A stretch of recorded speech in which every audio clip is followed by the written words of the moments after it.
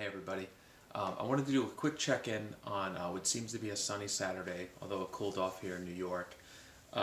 Just to talk about a little bit of what I saw all week from the video that I posted on Tuesday. So if you remember on Tuesday, I posted a video about small businesses because as the weekend and into Monday went last week, I found that I was reading a ton of articles on what's going to happen with small businesses. Everybody's home, social distancing, we're in quarantine, and what does that mean for local and small businesses? So I laid out a couple of ideas, really four of them that came to my head. Some of you reached out and told me some other things or pointed me in other directions as well. But as a reminder, those four were finding a way to give away free value. So finding a topic, information, or something that you can give to your customers or just new consumers that may be finding you right now on social that you normally wouldn't give away for free. That was the first one. The second one was really getting close to your CRM, so your customers that you have in your database, name, number, home address, all that kind of stuff, email, getting closer to them as well and figuring out ways to talk to them directly, even if it's not in your store, your shop, or your restaurant, whatever. Number three was launching a new product or service, so finding a new revenue stream that you weren't doing previously, but right now is the perfect opportunity or catalyst for you to explore that. And number four was advertising. So even though business is down and you're worried about what's going to happen with your short-term revenue or your long-term viability of your business, running some advertising to new customers or people that are just online all day, who don't know who you are, but they may find you through very, very targeted ads with small budgets. So I wanted to come back today and just talk about a few examples of things I saw organically throughout the week that kind of fell into these buckets or themes. And if you're watching this and you own or work for a small or medium business, or as you'll see, really big companies, this may create ideas as you guys enter your second week of working from home. So number one, free value. The biggest thing I saw this week, the coolest story or example I can show you was there's a pizza shop owner in Connecticut who looked at his inventory, he looked at his stock, and he looked at people that needed his product, and he started delivering free pizzas to the local hospital to all of the first responders that were working there. Really cool idea, really helpful, very necessary. But more importantly, when you think about it from a business perspective, although I believe his motives were really pure at heart, a business perspective, his name, his pizza box, what he did, his good deeds, he's been on the news since. All of this is getting out there, free value. He gave away product, he gave it to people in need, he's encouraging other restaurants to do it too. So this isn't something he's trying to hoard for himself. He's trying to get other restaurants to do it. He gave away value, gave away product. He lost money on this, but I think in the future, the people he's servicing, the people he's feeding, will come back to him more than twofold or tenfold, whatever the expression is. His restaurant will last through tough times. And even if his restaurant has a dip, that type of mindset, mentality of how to run a business is going to make sure that that guy is okay. So free value, not really worried about making money, helping people in need, but getting your brain out there. That's the halo effect. Number two, getting close to your CRM. So some of you may have noticed this. There was a restaurant, for me personally, my wife and I used to go to this restaurant a lot, located in Long Island. Really nice upscale Mediterranean. We go there for brunch a lot. In fact, we did her 30th birthday there a while ago. Sorry, hon. But we love this place. Sunday brunch is great. And all of a sudden, we started getting daily text messages from this restaurant that would never normally do takeout or curbside pickup. But now all of a sudden, they wanted to tell you, if you want to order online, you want to call, order whatever you want, we'll drop it in your car. We won't even touch you or touch the food. We're just going to put it right in your car. And this is all coming through text. And the way that they were doing that was this restaurant was thoughtful enough to go back into their database of all of their customers, everyone that's ever made a reservation there. They stored it, first name, last name, home address, if they had it, email and phone number. And they were blasting out communication that they were open and they were ready to serve you, even if you didn't want to come in. They'll drop the food off of your car right at the curb, or they'll deliver it. So that's a way of using your CRM. If you have a business right now and you know who your customers are through either email signups, visitation, They gave you their name and email when they made an appointment or a reservation. Start talking to them now. If you have a deal for the weekend, if you want to make a deal for next week, reach out to them. Everything is open game. They've signed up.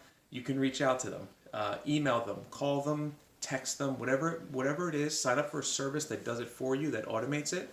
But definitely start talking to your customers directly, and either get them to maybe buy a gift card, maybe feed the family. These are all restaurant ideas. Shop online, whatever message you want to give them, or just let them know that you're thinking about them. They're valuable customers to you. You assume that they're in your tight community, in your business, and you just want to make sure that they know that you're there. So that was number 2. Number 3, launching a new product or service. So I've seen this everywhere this week. There's a couple of really cool examples I've seen from big companies that have done this. So if you guys are paying attention, Universal Pictures and the Walt Disney Company have both taken movies out of the theater or scheduled for theatrical release and put them online for rental. So right now you can rent 3 of Universal's top 3 movies that were in the theater 2 weeks ago. Right now on Amazon Prime or Apple or wherever you rent movies, they're there, they're waiting for you.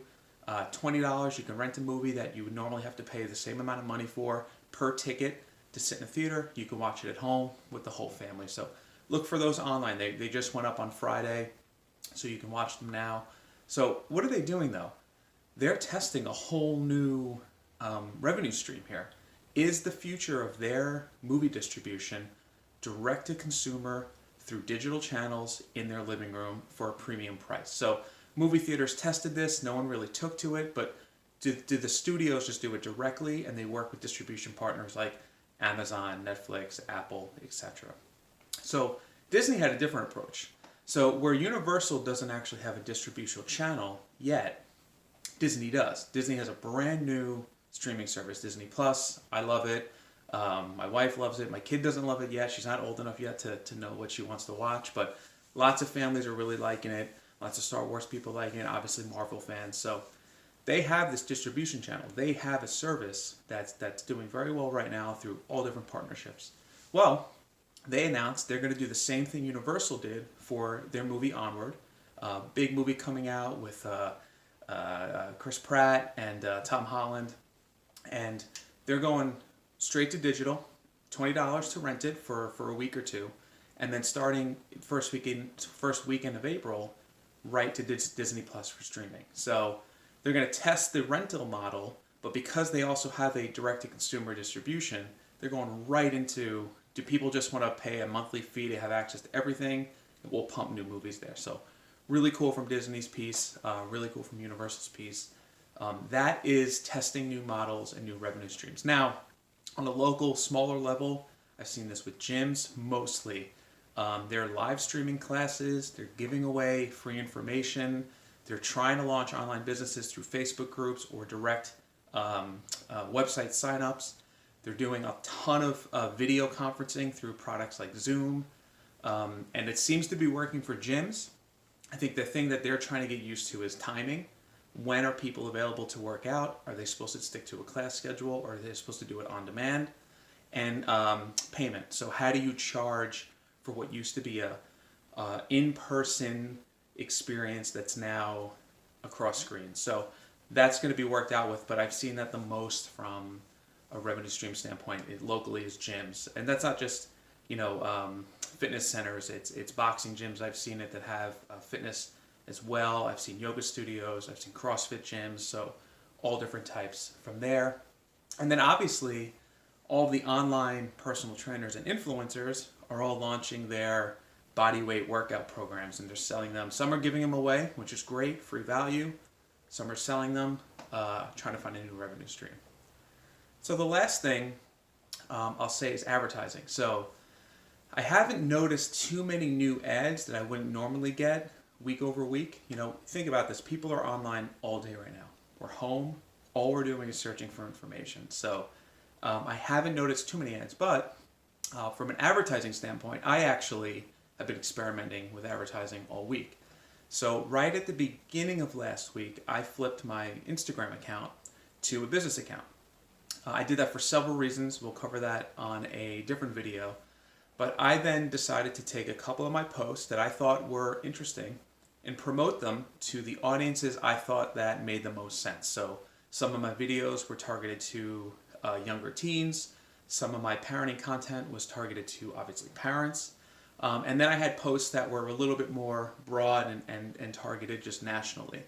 But I picked the states, I picked the age groups, I picked the interests, and I ran very, very small budgets just to see what would happen.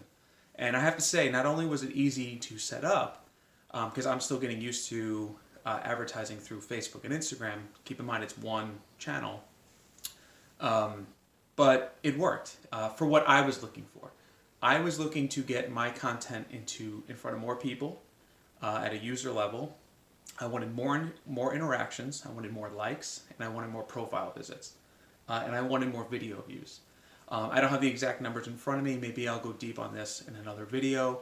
But I can tell you the likes went up by the hundreds, the video views went up by the thousands, profile visits went up over 200. I didn't gain a ton of new followers, but I can see why the barrier to do that is a little bit fragmented. It's mostly see a post, like a post, and then go visit the profile. So I'll have to work on that later. But I wanted to see if my content worked for more than just my organic following, so my friends and family who just follow me because we all know each other. And also, I have a theory, and it's not really so much a theory. If you do the reading, you know this. If Instagram and Facebook think you are trying to organically start a business and gain engagement, they will make sure no one sees your post until you become a business partner of theirs and spend a little money to promote those posts. So I tried it, it worked, that is the way it works. So keep that in mind. If anyone has questions about how to advertise on Facebook or Instagram, just DM me. This week I'm home, I'm just talking to people, giving away information, so I'm happy to do that. But look, I just want to wrap this up. I think honestly, we're going to put my daughter down for a nap in like 5 minutes, so I got to run downstairs and help out. But just to check in, hope everyone's doing well. Enjoy your weekend. I have a couple of ideas for videos starting on Monday. Hopefully I have the time to post them. And again, if you guys like these videos, shoot me a comment, direct message me, whatever it is. If you have a question and you kind of just want to drop it off, I'm also on Marco Polo. I'm very easy to find. I've seen all week people signing up for Marco Polo. You get alerts, so if you're in someone's phone book, you will get an alert if someone signs up. Message me there, wherever you want. But everyone, enjoy your weekend. Stay safe. Stay with the people you love. I'll talk to you soon.